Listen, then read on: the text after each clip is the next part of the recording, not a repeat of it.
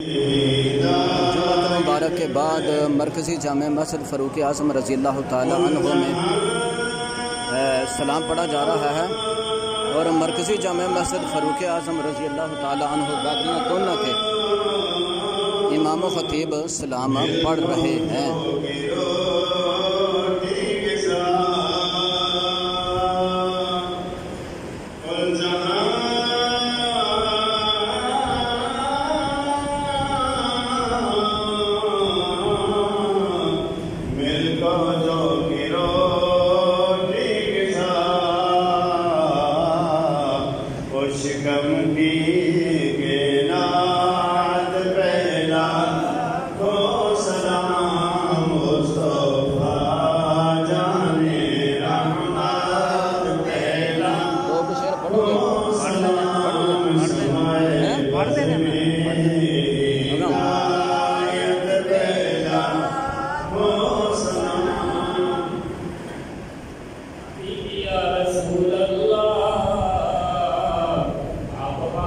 मोहम्मद इकबाल नंबरदार अब ये सलाम पढ़ने लगे हैं।